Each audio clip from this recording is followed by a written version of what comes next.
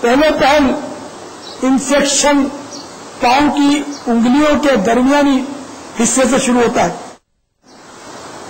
وضو میں پاؤں دھونے سے گرد و غبار اور جراثیم لے جاتے ہیں اور بچے کھچے جراثیم پاؤں کی انگلیوں کے خلال سے نکل جاتے ہیں. لہذا وضو میں سنت کے مطابق پاؤں دھونے سے نیند کی کمی، دماغی خشکی، گھبراہٹ اور مایوسی یعنی ڈپریشن جیسے پریشان کن امراض دور ہوتے ہیں. صلو علی الحبیب محمد.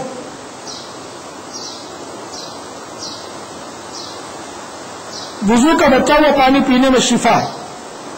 اس سلسلے میں ایک مسلمان ڈاکٹر کا کہنا ہے اس کا پہلا اثر مثانے پر پڑتا ہے، پیشاب کی رکاوٹ دور ہوتی اور خوب کھل کر پیشاب آتا. نمبر 2، اس سے ناجائز شہوت سے خلاصی حاصل ہوتی ہے. نمبر 3، جگر، معدہ اور مثانے کی گرمی دور ہوتی ہے.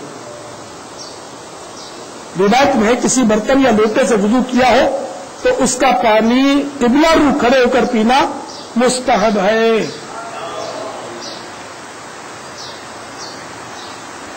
فتاوی رضویہ شریف یا مرآت المناجی میں دونوں میں سے کسی ایک میں پڑھا میں نے کہ وضو کا پانی کھڑے ہو کر پینا 70 بیماری دور کرتا ہے.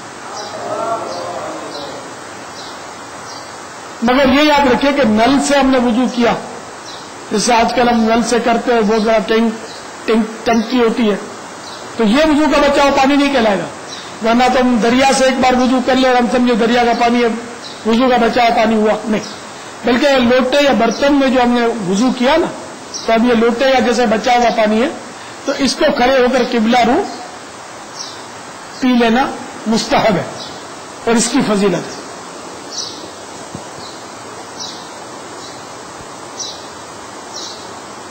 میٹھے میٹھے اسلام بھائی، وضو اور سائنس کا موضوع چل رہا ہے اور آج کل سائنسی تحقیقات کی طرف لوگوں کا رجحان کچھ زیادہ ہے.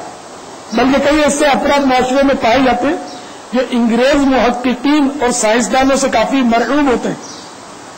ایسوں کی خدمت میں عرض ہے کہ بہت سارے حقائق ایسے جن کی تلاش میں سائنسدان آج سر ٹکرا رہے ہیں اور میرے میٹھے میٹھے آقا مکی مدنی مصطفیٰ صلی اللہ تعالی علیہ وآلہ وسلم ان کو پہلے ہی بیان فرما چکے ہیں. دیکھیے اپنے دعوے کے مطابق سائنسدان اب چاند پر پہنچے، مگر میرے پیارے پیارے مکی مدنی آقا میٹھے میٹھے مصطفیٰ صلی اللہ تعالی علیہ وآلہ وسلم آج سے تقریباً 1450 سال پہلے سفر معراج میں چاند سے بھی وراء الورا یعنی دور سے دور تشریف لے جا چکے. میرے آقا امام اہل سنت عظیم البرکت عظیم المرتبت پروان شمع رسالت مجدد دین و ملت مولانا شاہ احمد اللہ خان علیہ رحمت الرحمان کے عرس شریف کے موقع پر دارالعلوم امجدیہ عالمگیر روڈ باب المدینہ میں منعقد ہونے والے ایک مشاعرے میں شرکت کا موقع ملا، جس میں ہدایت بخشش شریف سے یہ مصرع طرح رکھا گیا تھا. مصرع طرح رکھا جاتا ہے مشاعرے میں کہ اسی مصرع پر سب لوگ اپنا کلام بیان کریں.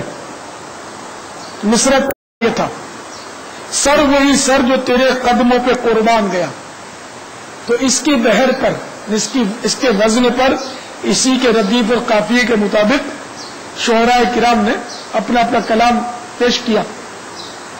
حضرت صدر شریعہ مصنف بہار شریعت خلیفہ اعلی حضرت مولانا شاہ محمد امجد علی اعظمی علیہ رحمت اللہ القوی کے شہزادہ گرامی شیخ الحدیث و تفسیر حضرت علامہ عبد المصطفیٰ اظہری رحمت اللہ تعالی علیہ نے اس مشاعرے میں اپنا جو کلام پیش کیا تھا اس کا ایک مطلع سماعت فرمائیے. کلام کا جو پہلا شعر ہوتا ہے اس کو مطلع بولتے ہیں اور اس میں دونوں کے ردیف قافیے ایک سے ہوتے ہیں.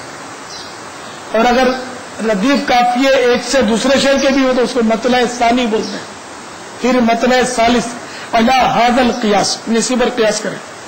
اور جو آخری شعر ہوتا ہے جس میں شاعر اپنا تخلص استعمال کرتا ہے اس کو مقطع بولتے ہیں.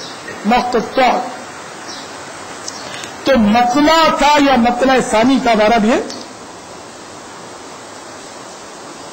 کہتے ہیں سطح پہ چاند کی انسان گیا. کہتے ہیں، یقینی نہیں ہے تو سائنس کی خبر ہے، لوگ بولتے ہیں ہوگا. کیا کمال کیا. کہتے ہیں سطح پہ چاند کی انسان گیا، عرش اعظم سے ورا طیبہ کا سلطان گیا. چاند پر انسان پہنچ بھی گیا تو کیا کمال کر دیا. مدینے کا سلطان صلی اللہ تعالی علیہ وسلم کو عرش اعظم سے بھی اوپر تشریف لے گئے. کہتے ہیں سطح پہ اب چاند کی انسان گیا. کہتے ہیں سطح پہ اب چاند کی انسان گیا. عرش اعظم سے ذرا طیبہ کا سلطان گیا. عرش اعظم سے ذرا طیبہ کا سلطان گیا. یعنی صرف دعویٰ کیا جا رہا ہے کہ اب انسان چاند پر پہنچ گیا. سچ پوچھو تو چاند تو یہ رہا بہت قریب ہے. میرے میٹھے میٹھے مدینے کے عظمت والے سلطان شہنشاہ زمین و زمان رحمت عالمیان سردار دو جہان صلی اللہ تعالی علیہ وآلہ وسلم معراج کی رات چاند کو بہت پیچھے چھوڑتے ہوئے عرش اعظم سے بھی بہت اوپر تشریف لے گئے.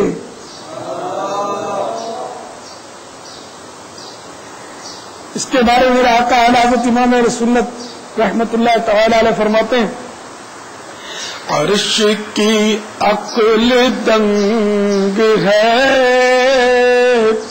چرخ میں آسمان ہے. عرش کی عقل دنگ ہے چرخ میں آسمان ہے. جانے مراد اب کدھر ہائے تیرا مکان ہے. جانے مراد اب کدھر ہائے تیرا مکان ہے. سائنسدانوں نے تو ابھی چاند کے دھبے ڈکلیئر کیے، تصویریں لے کر کے چاند پر دھبے، اور چاند میں وہ تصویر لے کر انہوں نے مطلب قریب سے تصویر لی تو چاند میں وہ جوڑ ان کو نظر آ گیا. یہ جوڑ وہ کہ میرے مدنی آقا صلی اللہ تعالی علیہ وآلہ وسلم نے انگلی کا اشارہ کر کے چاند کے دو ٹکڑے کر دیا تھا. اور یہ خبر بہت پرانی ہے، اب آپ کو یاد نہیں ہوگی، ہم نے بہت پہلے پڑھی ہے کہ یہ چاند کا جوڑ دیکھ کر کچھ لوگوں نے اسلام قبول کر لیا تھا کہ مسلمانوں کی یہ بات صحیح ہے کہ ہم تو پہلے سے دعویٰ کرتے ہیں کہ چاند کے دو ٹکڑے ہمارے آقا نے کیے تھے. شق القمر،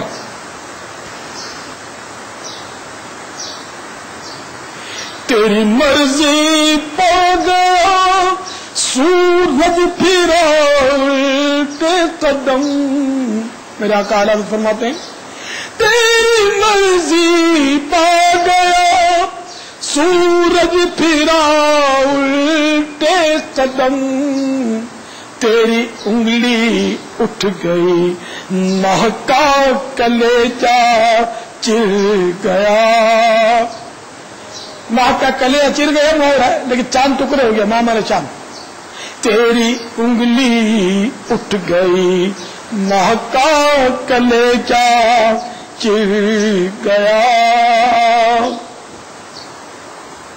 صلو علی العالمین.